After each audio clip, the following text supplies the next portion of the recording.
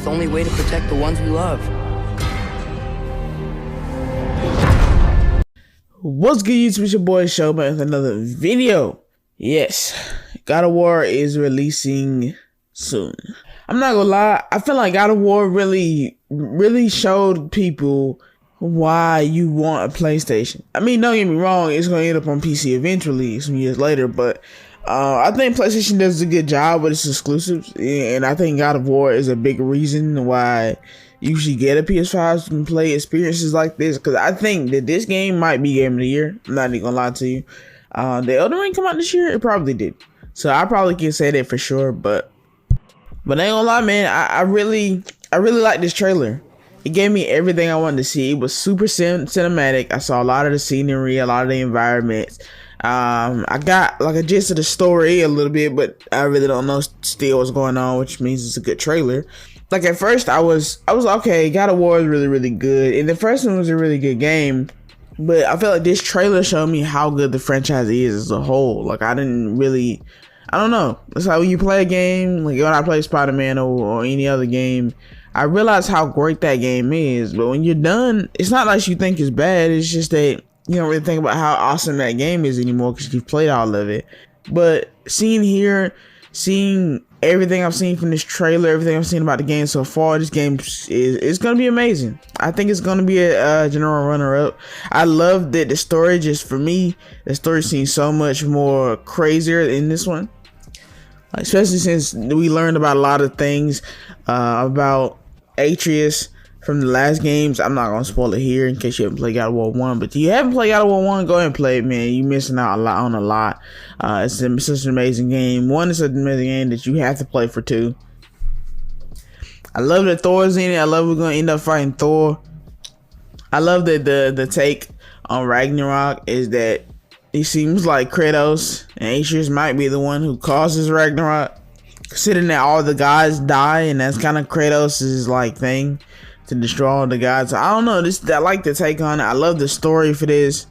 This game right here is up there with Ghost of Tsushima for me as far as like the first God of War. I love the battle between the two Valkyries that you can see in the trailer. Now that looks cool. I love the way it looks. It looks like it's just real life. Like it looks beautiful.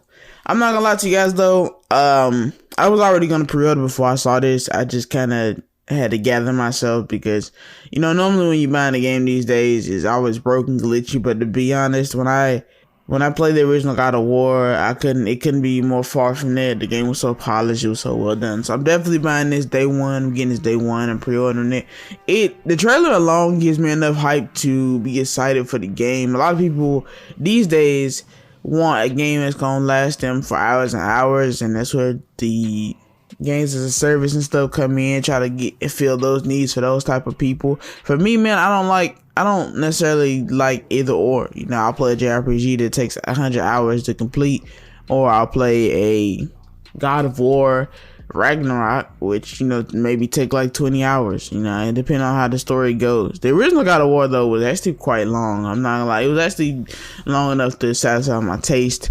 I never got bored of the combat. The combat looks so expansive right now in this actual trailer. It looks amazing. The visuals, I love that you kept getting stronger and stronger in the original game. For those who don't know and haven't played a God of War since the PS2 era, it is the same Kratos. It's just he's in a different location, sort of, so to speak. Like, he dealt with the Greek gods before, but now he's like dealing with the Norse gods, and that's really cool. I honestly think that God of War can go on forever. In terms of like maybe like jumping through different verses of gods and stuff. But if I'm being honest, I'm a Percy Jackson fan. I really read a lot of Percy Jackson books. I read like every single one, even the extended stories that isn't about, well, Percy Jackson isn't the main character. I used to love reading them when I was a kid, and I had a lot of fun reading them. They were great books. But the thing that drew me in the most is the thing I love about stuff like God of War. You get to deal with larger than life characters. You get to see how an actual mortal or an actual regular person may be able to deal damage or kill a god, you know, and that shows a lot to me, you know.